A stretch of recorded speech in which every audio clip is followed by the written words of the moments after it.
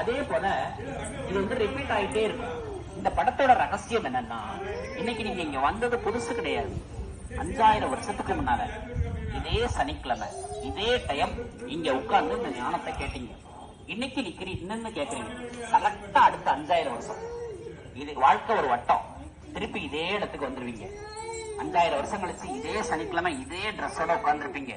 அதே முகம், அதே வீடு, அதே குழந்தை இருக்கும். உங்க முகம், பேர் எதுவுமே மாறாது. இதே குழந்தை இதே சவுண்ட் கொடுத்துட்டு இருக்கும். எப்படி சார் நாங்க நம்புறதுன்னு கேட்டா 4 உதாரணம். நம்ம ஒவ்வொரு ஆத்மாவிலையும் நாம வாழ்ற 84 பிறவி உள்ள ரெக்கார்டு இருக்கு. ஒரு மெமரி கார்டு மாதிரி உள்ள இருக்கு. உங்க பழைய பிறவியை நீங்க எப்ப பார்க்கலாம்னா, நல்ல தூங்கி கண் முடிச்சா 2 அனுபவம் ஆகும். சில கனவு உங்களால சொல்ல முடியும். நிறைய கனவு கண் திறந்தவன மறக்கும். இவ்வளவு நேரம் நான் எதையோ பார்த்தேன்னு தோணும், ஞாபகம் வராது. என்ன காரணம்னா, நம்ம ஆன்மாவில 84 கோடுகள் இருக்கு. பிறவி கோடுகள், டிராக்னு சொல்லுவோம். இந்த ஆத்மா ஒளி 84வது கோட்டில் இருக்கு.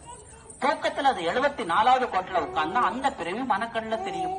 ஒரு 10 பிறவிக்கு முன்னால நம்ம எல்லாரும் ஜப்பான்ல பிறந்ததா வச்சுக்குவோம். அங்க குள்ளமா சிகப்பா இருக்கும்.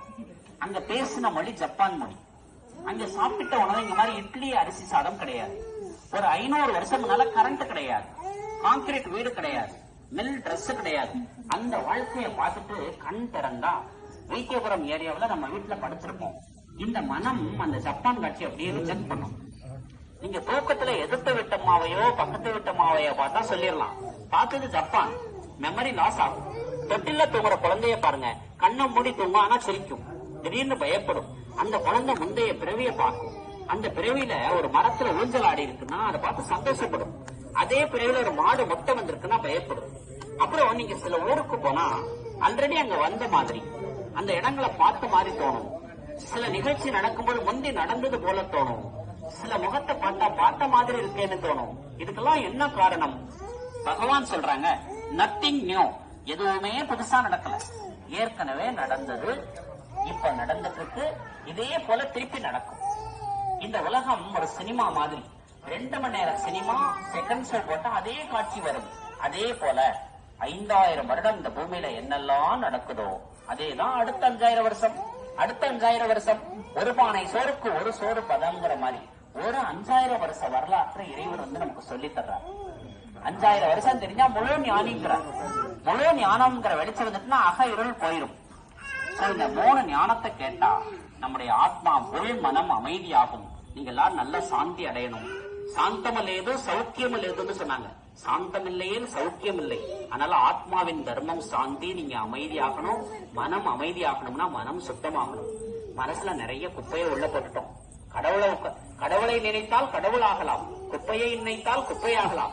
நம்ம நினைவு பூரா குப்பையா போயிட்டு. அதனால நீங்க திருவாசகத்துல ஒரு இமைப்பொழுதும் என் நெஞ்சில் நீங்காதான் தாழ்வாழ்க.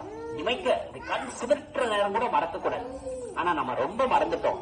இனிமேல் நீங்க அந்த உங்க அகத்துல இறைவன் அந்த ஒளியை பார்த்துக்கிட்டே இருங்க. நீங்க சிவசக்தியாகவே வாழணும், கம்பைண்டா வாழணும். ஏன்னா பாவ உலகம், துன்பம் நிறைஞ்ச உலகம். அந்த துன்பத்துல இருந்து நீங்க விடுதலை ஆகணும். விடுதலைன்னா முக்தி. அதான் இறைவன் நமக்கு முக்தி, ஜீவன் முக்தி தர வந்திருக்காரு.